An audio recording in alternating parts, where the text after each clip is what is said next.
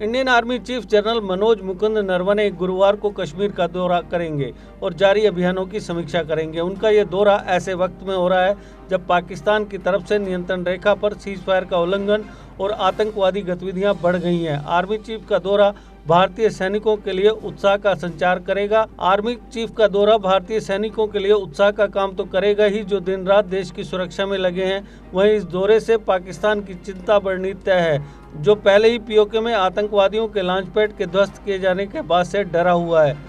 सैन्य सूत्रों के मुताबिक सेना चीफ श्रीनगर पहुंचेंगे और 15 कॉर्प्स द्वारा चलाए जा रहे आतंकवाद विरोधी व घुसपैठ विरोधी अभियानों की समीक्षा करेंगे। वे नियंत्रण रेखा पर अभियानों की तैयारी की भी समीक्षा करेंगे। इस दौरान वे सैनिकों का उत्साह भी बढ़ाएंगे जो पाक के मंसूबों को हर रोज नाकाम कर रहे हैं।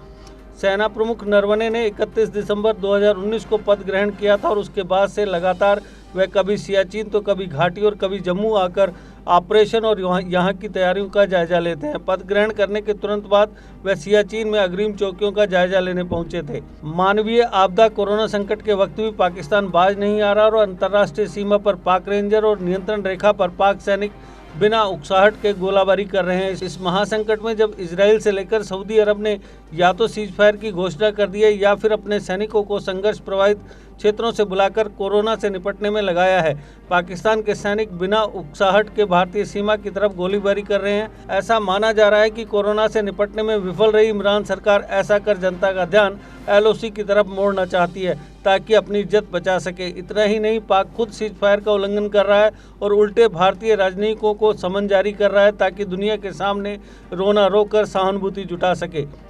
संयुक्त राष्ट्र चीफ एंटोनियो गुतरेस ने कोविड-19 महामारी के बीच संघर्ष प्रभावित क्षेत्रों में सीज फायर लागू करने की अपील की थी।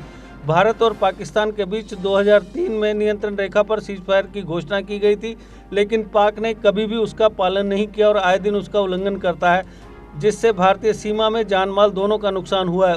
उम्मीद की जा रही थी कि जब भारत और पाकिस्तान दोनों कोरोना के खिलाफ जंग में उतरे हुए हैं, इमरान खान अपने सैनिकों पर काबू रखेंगे और वे संघर्ष विराम का सम्मान करेंगे, लेकिन ऐसा होता नजर नहीं आ रहा।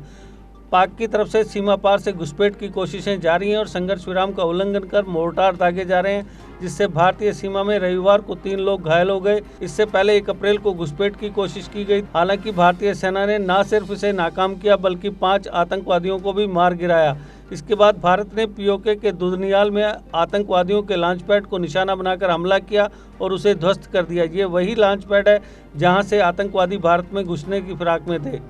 नरवणे ने 15 जनवरी को सेना दिवस के मौके पर बयान दिया था कि अगर संसद कहे तो सेना पीओके को वापस लाने के लिए कभी भी तैयार है। दरअसल उन्होंने विदेश मंत्री एस जयशंकर के पीओके को वापस लेने संबंधी बयान पर एक सवाल के जवाब में ये बात कही थी। सेना प्रमुख ने कहा था कि संसद का प्रस्ताव है कि पूरा जम्मू कश्मीर हमारा क्षेत्र है जिसमें पीओके भी शामिल है और अगर संसद से आदेश मिले तो सेना कार्रवाई को तैयार है। उनके इतना कहने पर पाक की चिंता बढ़ गई थी और उसने कहा था कि वह भारत की कार्रवाई का जवाब देने के लिए तैयार है। A school with a difference. Pratap World School with latest technology in teaching and learning.